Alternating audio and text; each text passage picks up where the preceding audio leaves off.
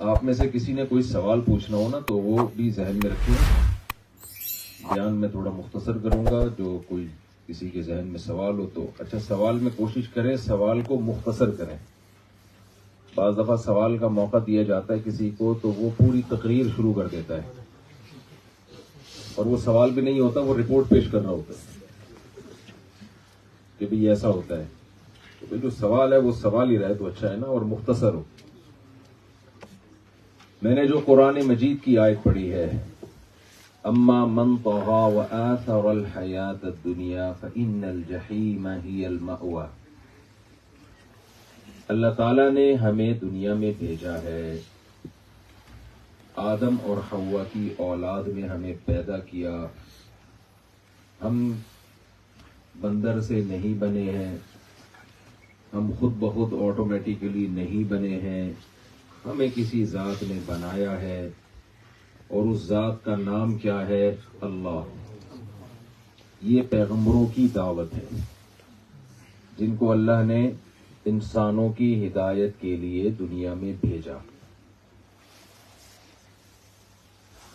اللہ نے ہمیں یہ بھی بتایا کہ میں نے تمہیں بنایا کیوں ہے. وما خلقت الجن والانس الا لیعبدون. میں نے تمہیں جاپان میں پیسے کمانے کے لیے نہیں بنایا.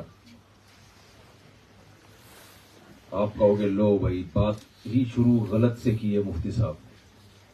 ہم تو یہاں آئے ہیں مختلف ملکوں سے کمانے کے لیے, اور مولانا صاحب نے جو بات شروع کی ہے وہ یہ ہے کہ اللہ نے ہمیں پیسے کمانے کے لیے, جملہ مکمل کر دینا ہے آپ نے, نہیں بنایا. تو پھر کیا نہیں کمائیں پیسہ؟ بھائی کمائیں لیکن بنے اس کے لیے نہیں ہے. وما خلقت الجن والانس الا لیعبدون. اللہ کہتے ہیں میں نے جو انسانوں کو بنایا ہے, چاہے وہ جاپان کے ہوں, امریکہ کے ہوں, آسٹریلیا کے ہوں, فرانس کے ہوں, سب کو ایک کام کے لیے بنایا کہ مجھے مانتے ہیں کہ نہیں مانتے. بس میری غلامی کرتے ہیں کہ نہیں کرتے. اللہ کو اس سے کوئی غرض نہیں. ابھی ہم بلٹ ٹرین میں آئے ہیں, میں تو ٹرینوں کا سسٹم دیکھ کے حیران ہی ہو رہا ہوں. اتنا مزہ آ رہا تھا, اترنے کا دل ہی نہیں کر رہا تھا ٹرین سے. اور ٹرینوں کا ٹائم بھی ایسا خاندانی. بھائی اتنا لمبا سفر کر کے آپ فلاں اسٹیشن پہ پہنچو گے, دوسرا ٹکٹ ہے دوسری ٹرین میں بیٹھ جانا, ایگزیکٹ اس ٹائم پہ چلے گی تو دوسری میں بیٹھ گئے, وہ اس ٹائم پہ چل پڑی. تو آدمی عجیب سا محسوس ہوتا ہے کیونکہ ہمیں بہت سارے تجربے ہیں ٹرینوں کے. تو اللہ کو اس سے کوئی غرض ہے نہیں کہ تم نے ترقی کتنی کی ہے. یہ تو ہماری سہولت کی چیزیں ہیں. دنیا میں کچھ پسماندہ ممالک ہوتے ہیں, کچھ ترقی یافتہ ہوتے ہیں. جیسے لوگوں میں کچھ کھاتے پیتے ہوتے ہیں, کچھ درمیانے درجے کے ہوتے ہیں, اور کچھ غریب ہوتے ہیں. تو ملکوں میں بھی ہمیشہ سے ایسا ہی ہوتا آ رہا ہے. کچھ ملک بڑے اسٹیبل ہوتے ہیں, کچھ درمیانے ہوتے ہیں, کچھ ہم لوگوں کی طرح غریب غربا قسم کے کنٹری بھی ہوتے ہیں. تو یہ تقسیم بھی ہمیشہ سے چلی آ رہی ہے. اس میں اتنی زیادہ ٹینشن نہ لیا کریں جتنی ہم ٹینشن لے رہے ہوتے ہیں کہ ہائے کیا ہو گیا, ہائے کیا ہو گیا, ہائے مسلم لیگ آ گئی, ہائے پی ٹی آئی آ گئی, ہائے جے. ابے بھائی ہم نے تھوڑے دنوں میں مر کے ختم ہو جانا ہے. یہ قصے ہمارے کیا ہو جائیں گے, منہ سے بول لینا. اگلی نسلیں بھگتتی رہیں گی, اور وہ کون سا ہمیشہ رہیں گی, وہ مر کے ختم, پھر اگلی نسلیں. ٹھیک ہونا ہوگا ہو جائے گا, نہیں ہونا ہوگا. تو اتنا ٹینشن نہ لو. اتنا لوگ ٹینشن لے لیں الیکشن ہو رہا ہے کہ نہیں ہو رہا. ارے بھائی ہماری یہ بڑی ٹینشن نہیں ہے, یہ اصل ہماری ٹینشن نہیں ہے. ہماری ٹینشن یہ ہے کہ جس کام کے لیے اللہ نے بھیجا تھا وہ کام ہم سے ہو رہا ہے کہ نہیں ہو رہا. ہاں اس میں جو ہماری ذمہ داری بنتی ہے وہ ہم پوری کرتے ہیں دیانتداری کے ساتھ. اس کے بعد ٹینشن لینے کا نہیں. یہ جملہ تو مکمل کر دیں, بھول گئے سب جاپان آ کے. ٹینشن لینے کا نہیں. یہ تو بڑا مشہور جملہ ہے, ٹینشن لینے کا نہیں. ٹینشن ہمیشہ دینے کی چیز ہے. میں اکثر واقعہ سناتا ہوں نا. ایک صاحب کا فون آیا کہ میں نے کسی کے پتہ نہیں 2 لاکھ روپے دینے ہیں, میں بہت ٹینشن میں ہوں, میرے پاس وہ شام 6 بجے آئے گا اور میرے پاس اس کو دینے کے لیے پیسے نہیں ہیں. میں نے کہا ٹینشن پارسل کر دو. میں نے کہا جو تمہیں ٹینشن ہو رہی ہے وہ کس کو پارسل کر دو, اس کو جس نے آپ کو قرضہ دیا ہے. کہہ رہے کیسے پارسل کروں؟ میں نے کہا جب 6 بجے آئے بولو نہیں ہے. پیسے دینے کے لیے نہیں ہے تو ٹینشن کیا ہو جائے گی؟ پارسل ہو جائے گی. تو ٹینشن لینے کا ہے ہی نہیں. ٹینشن صرف ایک چیز لینے کی، ٹینشن صرف ایک چیز کی لینے کی ہے. وہ کیا ہے کہ بھائی ہم نے یہاں رہنا نہیں ہے، جانا ہم نے کہاں ہے؟ قبر میں جانا ہے. اور اس بات کو دماغ سے نکال دیں کہ اللہ ہمیں مار کے ہماری لاش کو کیڑوں کو کھلا کے قصہ ختم کر دے گا. یہ نہیں ہونے والا، یہ پاسبل نہیں ہے. اللہ بار بار بار بار یاد دہانی کراتا ہے، وما خلقنا السماوات والارض وما بینہما باطلا. ہم نے تمہیں بیکار پیدا نہیں کیا. کھانا، کمانا، انجوائے کرنا لائف کو یہ تو جانور بھی کرتے ہیں. تم نے کر لیا تو کیا ہو گیا؟ ہماری تھکی ہوئی ٹرینیں ہوتی ہیں، یہ ذرا فاسٹ ٹرینیں ہوتی ہیں، پہنچ اس میں بھی جاتے ہیں، اس میں بھی جاتے ہیں، ذرا تمیز سے پہنچ جاتے ہیں، وہاں دھکے کھا کے پہنچ جاتے ہیں. یہ کوئی اتنا بڑا فرق نہیں ہے. بولتے کیوں نہیں ہے. اس کو دیکھ کے جو آنکھیں ایک دم ہو جاتی ہیں، ٹھیک ہے اچھی بات ہے، جو خوبی قوم میں خوبی ہو اس کو ماننا چاہیے، لیکن یہ ہمارا اصل مسئلہ نہیں ہے. اگر یہ کامیابی ہوتی تو جس زمانے میں ٹرینیں ایجاد نہیں ہوئی تھی وہ تو ساری قومیں ناکام دنیا سے چلی گئی نا. وہ تو گدھے پہ جاتے تھے. ہم تیز گام خوشحال خان کھٹک پہ جاتے ہیں. گدھے سے تو بہتر ہے کہ نہیں ہے؟ کیا خیال ہے بھائی؟ بالکل ہے. اب آپ کمپیئر کرتے ہیں نا اپنے آپ سے کہ یار ہم تو تھکے ہوئے مرے ہوئے قوم ہے، ہماری تو ناکام قوم ہے. او بھائی اس سے پہلے گدھے تھے، ٹرینیں نہیں تھیں. تو جو قومیں گدھوں پہ سفر کرتی تھیں کیا وہ ناکام ہو گئیں؟ بھائی وہ بھی مر کے ختم. اور ہم فاسٹ ٹرینوں میں سفر کر کے بھی کیا ہو جائیں گے؟ ختم. فنش. قصہ ختم ہو جائے گا. یہاں کے لیے بنایا نہیں اللہ نے. یہ بات کھوپڑی شریف میں آ نہیں رہی. پیغمبر یہ بات بتانے کے لیے دنیا میں، ہو سکتا ہے میری بھی سمجھ میں نہ آ رہی ہو. میں بھی اس لیے بتا رہا ہوں کہ تاکہ میری بھی کھوپڑی صحیح کام کرے، مجھے بھی سمجھ میں آئے کہ ہمیں دنیا میں اللہ نے صرف شادیوں کے لیے نہیں بھیجا. کس کے لیے بھیجا ہے؟ آخرت کے لیے بھیجا ہے. تو شادیاں بھی اس لیے کرو کہ آخرت بن جائے ہماری. وہ کیسے بنے گی وہ میں آخر میں بتاؤں گا انشاءاللہ. آخرت بنانے کے لیے وہ بھی ضروری ہے. تو اس لیے بھائی اللہ تعالیٰ نے جو مجھے اور آپ کو دنیا میں بھیجا ہے وہ دنیا کے لیے نہیں بھیجا، لہذا ٹینشن اس دنیا کی لینے کا نہیں ہے. تو الیکشن کی بات میں کر رہا تھا. اب الیکشن آ رہے ہیں نا، وہ بھی ذرا نمٹا دوں جلدی سے. تو ہم بچپن میں اللہ معاف فرمائے ڈرامہ دیکھا کرتے تھے، بعد میں چھوڑ دی ہم نے. تو اس میں ایک ڈرامہ آیا جس میں نعرے لگا رہے تھے، آئے گا بھائی آئے گا، فلانا آئے گا، جیسے ہوتا ہے نا سیاستدان نعرے لگاتے ہیں. تو ایک نعرہ لگ رہا تھا، کچھ لوگ نعرہ لگا رہے تھے، آئے گا بھائی آئے گا، کوئی نہ کوئی تو آئے گا. تو ان سے انٹرویو لیا گیا، یار یہ کون سا نعرہ ہے، آئے گا بھائی آئے گا، کوئی نہ کوئی تو آئے گا. انہوں نے کہا ہم نے یہ نعرہ اس لیے لگایا ہے کہ جو بھی آئے تو ہمیں خوشی ہو. کہ ہم نے نعرہ ایسا کامن لگایا تھا کہ آئے گا بھائی آئے گا، کوئی نہ کوئی تو آئے گا. تو آ گیا نا، کوئی نہ کوئی تو آ گیا. ملک ایسا بھی نہیں ہے کہ بالکل ہی بغیر حکومت کے چلنا شروع ہو. بے شک کرپٹ حکومت ہو، نہ ہونے سے ہونا بہرحال کیا ہے؟ بہتر ہے. تو کرپٹ آ جائے گی، زیادہ سے زیادہ یہ ہو جائے گا. تو ٹینشن لینے کا نہیں ہے. پہلے کم ٹینشن ہے. میں دیکھ رہا ہوں نا کچھ لوگوں کو اور وقت نیوز اور یہ وہ، میں نے تو ایک دفعہ بھی نہیں دیکھی نہیں اس میں. ہمیں پتا ہے جس نے آنا ہوگا وہ آئے گا. وہ میرے خبریں دیکھنے سے اور میری ٹینشن لینے تھے میری مرضی کا نہیں آئے گا. میری مرضی کا اگر میں چاہتا ہوں فلاں آ جائے تو وہ میرے چاہنے سے نہیں آئے گا. تو ہم وہ والی ٹینشن لینا جس کا ہم کو فائدہ ہو. دیکھو ابھی میں ہیروشیما سے ہو کے آ رہا ہوں نا، یہاں ہم نے پوری وہ ہسٹری یہاں کے مقامی لوگوں سے بھی پوچھی اور کچھ پہلے سے جانتے تھے، کچھ اس کو اپڈیٹ کیا سرچ کر کے. جب انسان کا خوب اچھی طرح سمجھ لو اپنا کوئی ویژن نہیں ہوتا تو وہ کسی اور کے ویژن کا، کسی اور کے ہدف کا اور کسی اور کے مقصد کا حصہ بن کے ضائع ہو جاتا ہے. سمجھ میں آ رہی ہے بات کی نہیں آ رہی؟ اب دیکھو جاپان ایک زمانے میں سپر پاور بننے کی کوشش کر رہا تھا نا دوسری جنگ عظیم میں.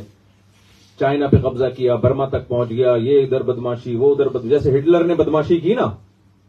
ہٹلر نے کیا کیا اس کو پتہ نہیں، بیٹھے بیٹھے اس کے سسرال سے جھگڑا ہو گیا تھا یا کیا ہو گیا تھا، سالوں نے دھمکی دے دی تھی اس کو. ٹینشن میں آیا اور اس کو ایک بیٹھے بیٹھے خط سوار ہو گیا کہ جرمن قوم کو میں نے دنیا کا امام بنانا ہے.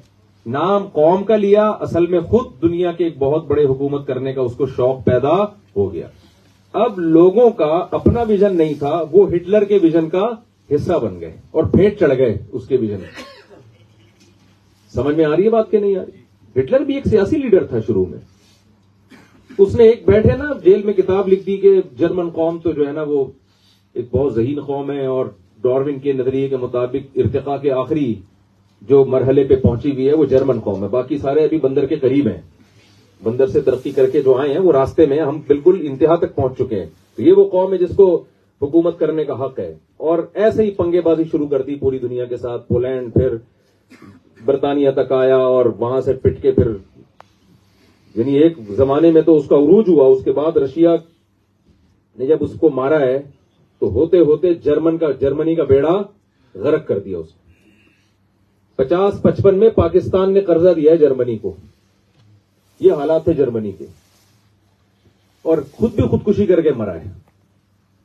ہزاروں لوگوں کی جان, لوگوں نے اس کے کہنے پر اپنی جان گنوائی, ہزاروں کے گھر اجاڑے, ہزاروں کی بھوک کا ذریعہ بنا, کتنی بڑی بڑی بیماریوں کا ذریعہ بنا, کتنے لوگوں کی زندگیاں تباہ کی. تو آپ کیا سمجھتے ہو وہ لوگ بے وقوف نہیں تھے جو اس کی باتوں میں آ گئے؟ بولے نا کیا ہو گیا بھائی, بے وقوف تھے نا وہ. ارے تمہیں وہ نعرہ لگا رہے ہیں ہم نے جرمن قوم کو دنیا کا امام بنا رہے ہیں, تمہارا یہ مسئلہ نہیں ہے بھائی. تم کھانا پینا جو تمہاری بیسک ضرورتیں ہیں اس کو پورا کرو. تم کیوں اس کے ویژن کا حصہ بن کے اس کو لیڈر بننے کا شوق ہے؟ تمہیں تھوڑی لیڈر بنائے گا یہ. پوری قوم کا بیڑا غرق کر دیا ہو تو پھر دوبارہ سنبھل گئے. یہی کہا جاپان کی جو ملٹری تھی اس نے کیا کہ ہمیں پھیلتے چلے جا رہے ہیں, فضائی تیار کر لیے لوگوں نے, سوسائڈ کرنے لگے, اور اس کا اینڈ کیا ہوا؟ 2 دھماکے ہو گئے ہیروشیما پہ اور ناگاساکی. ایٹم بم گرا اور ایسی کی تیسی ہو. اس کے بعد انہوں نے یو ٹرن لیا, انہوں نے بولا بھائی اب جنگ میں کبھی بھی نہیں کودنا. تو بتاؤ جن فوجیوں کو آپ نے کودوایا اور لاکھوں لوگوں کی جان لینے کا آپ سبب بنے, ان کی اب تلافی نہیں ہو سکتی. تو آپ برا کس کو کہو گے؟ ان لوگوں کو بھی کہو گے جنہوں نے یہ لڑائی شروع کی تھی, اور ان لوگوں کو بھی کہو گے جو اس لڑائی کا حصہ بنے. ان کا اپنا کوئی ہدف نہیں تھا, لہذا وہ کس کے ہدف کا حصہ بنے؟ ان حکمرانوں کے ہدف کا جن کی سوچ غلط تھی, جنہیں ناجائز قبضے کا دنیا میں شوق تھا. اس سے ہمیں سبق حاصل کرنا چاہیے کہ ہم اپنے آپ کو سیاست دانوں کی بھیٹ نہ چڑھائیں. یہاں لوگ اپنی رشتہ داریوں کو خراب کر رہے ہیں, دوستیوں کو خراب کر رہے ہیں, ایک دوسرے کو گالیاں دے کے اپنی زبانوں کو خراب کر رہے ہیں. او بھائی یہ ہمارے مسائل نہیں ہے. ہاں جو آپ کی ٹوٹی پھوٹی ذمہ داری بنتی ہے الیکشن کے موقع پہ, وہ اپنی ذمہ داری آسان طریقے سے پوری کرو, اس کے بعد چھوڑ دو ان بحثوں کو. میں سمجھا پا رہا ہوں اپنی بات؟ تو ہمارا ہدف کیا ہونا چاہیے, میں اصل میں یہ بتانا چاہ رہا ہوں. ہمارا ہدف کیا ہونا چاہیے؟ ہمارا ہدف اللہ اس کے رسول صلی اللہ علیہ وسلم نے ہمیں بتا دیا کہ میں نے تمہیں پیدا کس کے لیے کیا ہے. اللہ کہتے ہیں میں نے اپنے لیے بنایا ہے تمہیں. ساری دنیا کو میں نے تمہارے لیے بنایا, تمہیں کس کے لیے بنایا؟ اپنے لیے. نبی صلی اللہ علیہ وسلم نے فرمایا من كانت الآخرة همه جعل الله غناه في قلبه وجمع له شملا وأتته الدنيا وهي راغمة ومن كانت الدنيا همه جعل الله فقره بين عينيه وفرق عليه شمله ولم يأته من الدنيا إلا ما قدر له. نبی نے فرمایا جس نے آخرت کو اصل ہدف بنا لیا. جب ہم بنے اللہ کے لیے تو ہمیں ہر وقت اللہ کی رضا کی فکر میں زندگی گزارنی ہے کہ اللہ مجھ سے کیا چاہتے ہیں. آپ جاپان آئے ہو, آپ کی نیت یہ ہونی چاہیے کہ اللہ نے ساری دنیا میں رزق کے تلاش کرنے کا ہمیں حکم دیا ہے. قرآن میں جگہ جگہ ہے نا کہ سمندر کو مسخر کر دیا تاکہ تم اللہ کی روزی کو تلاش کرو. اوپر والا ہاتھ اللہ کو نیچے والے ہاتھ سے, یہ تو بول لو نا, یہ بھی بھول گیا, زیادہ پسند ہے. کیوں؟ اگر آپ رزق کی تلاش میں نہ نکلتے تو لوگوں سے مانگتے رہتے. اللہ کو اللہ کے سوا یعنی اللہ کے سامنے ہاتھ پھیلانے کے سوا کسی کے سامنے ہاتھ پھیلانا پسند نہیں ہے. کھلانے والا بنے تو کھلانے والا تو وہی بنتا ہے جو خود کماتا ہو, استغنا کے ساتھ جیتا ہے, سر اٹھا کے جیتا ہے. ورنہ بھکاریوں کی طرح کیا کرے گا؟ بھیک مانگتا رہے گا. نبی صلی اللہ علیہ وسلم کے پاس ایک صحابی آئے, کچھ بھیک مانگی. نبی نے فرمایا کہ تمہارے پاس کچھ گھر میں ہے نہیں؟ کچھ بھی نہیں ہے بھائی, ایک برتن ہے صرف. بھیک کا لفظ تو نہیں کہنا چاہیے نبی کے سامنے, یعنی کچھ مانگا نبی صلی اللہ علیہ وسلم سے. تو آپ صلی اللہ علیہ وسلم نے فرمایا گھر جاؤ, جو برتن ہے اٹھا کے لے آؤ. ہمارے نبی خود کاروبار سکھا رہے ہیں صحابی کو. اگر اللہ کی رضا کاروبار چھوڑنے میں ہوتی تو ہمارے پیغمبر صلی اللہ علیہ وسلم ان صحابی کو کاروبار سکھاتے؟ آپ نے فرمایا جو ہے لے آؤ. وہ ایک برتن لے آئے. آپ نے صحابہ میں فرمایا کون اس کو خریدے گا 1 درہم میں؟ ایک نے کہا میں 1 درہم میں. آپ نے فرمایا کون اس سے زیادہ دے گا؟ ایک نے کہا میں 2 درہم میں. 2 درہم سے زیادہ بولی نہیں لگی. آپ نے وہ 2 درہم میں برتن فروخت کر دیا اور کہا کہ یہ 2 درہم لو اور کلہاڑی خرید کے لاؤ. وہ گئے, کلہاڑی لے کر آئے, دستہ لے کر آئے. نبی نے دستہ کلہاڑی میں ڈالا اور فرمایا جاؤ لکڑیاں کاٹو اور بیچو. وہ چند دنوں کے بعد آئے اور کئی درہم انہوں نے جمع کر لی, اس سے برتن بھی خریدا. پھر آپ نے ان کو فرمایا کہ یہ اس سے بہتر ہے کہ تم لوگوں کے سامنے ہاتھ پھیلاؤ. تو اللہ کو خود کماتا ہوا آدمی اللہ کو پسند ہے. اب آپ مجھے ایک بات بتاؤ کہ ہمارے نبی کو ایک امتی کا بھیک مانگنا پسند نہیں آیا, تو پوری ایک ایسی اسٹیٹ کا جو اسلام کے نام پہ بنی ہے اس کا IMF سے ہر وقت کشکول لے کے بھیک مانگنا ہمارے نبی کو پسند آئے گا؟ نہیں. ایک فرد کے بدنام ہونے سے قوم بدنام نہیں ہوتی. ہم کہتے ہیں بھائی یہ اس کا اپنا مسئلہ ہے. بھائی کوئی جاپانی 2 نمبری کرتا ہوا پکڑا جائے, آپ جاپانی کو بولو اچھا جاپانی 2 نمبر ہوتے ہیں, کہے گا بھائی یہ ہے, ہم نہیں ہوتے, یہ ہو گیا. کوئی پاکستانی کوئی الٹا کام کرتے ہوئے پکڑا جائے, ہم کیا کہتے ہیں کہ پاکستانی برے ہوتے ہیں؟ نہیں بھائی اس نے کیا ہے, یہ سارے ایسے تھوڑی ہوتے ہیں. ہر فیلڈ میں اسی طرح دفاع کیا جاتا ہے نا. لیکن جب ایک ریاست کشکول لے کے بھیک مانگ رہی ہو تو سید الانبیاء صلی اللہ علیہ وسلم کے دل پہ کیا گزرتی ہوگی؟ وہ ریاست جو بنی کس کے نام پہ ہے؟ اسلام کے نام پہ. تو ریاست کو مالدار جبھی ہوتی ہے جس کے بہت سے طریقوں میں سے ایک طریقہ یہ کہ عوام کیا ہو جائے؟ خوشحال. تو آپ لوگ تو اس لحاظ سے بھی, جو پاکستانی یہاں بیٹھے ہوئے ہیں وہ تو اس لحاظ سے بھی ملک کی بھی خدمت کر رہے ہیں کہ یہاں سے پیسہ بھیج کے کما کے کہاں بھیج رہے ہیں؟ وہاں بھیج رہے ہیں. تو اس لیے میرا مقصد یہ نہیں ہے کہ آپ کو اللہ نے کمانے کے لیے پیدا نہیں کیا تو ایک ڈھنگ کا کام کر رہے وہ بھی چھوڑ دو کہ چلو جی اب تو مفتی صاحب نے بولا کہ اللہ نے ہمیں. تو کمانا بھی اس کا ایک حصہ ہے, اللہ کو راضی کرنے کا ایک حصہ ہے, لیکن پیدا اللہ نے صرف اپنی رضا کے لیے کیا ہے. اما شاکرن و اما کفورا. اللہ دیکھنا چاہتے ہیں کون میری مان کے چلے گا اور کون میری مخالفت کر کے چلے گا. اس کے علاوہ اللہ ہم سے کچھ بھی نہیں چاہتے. نبی صلی اللہ علیہ وسلم نے فرمایا ان اللہ لا ينظر الى صورکم ولا الى اموالکم. اللہ نہ تمہاری شکلوں کو دیکھتے ہیں اور نہ تمہاری دولت کو دیکھتے ہیں.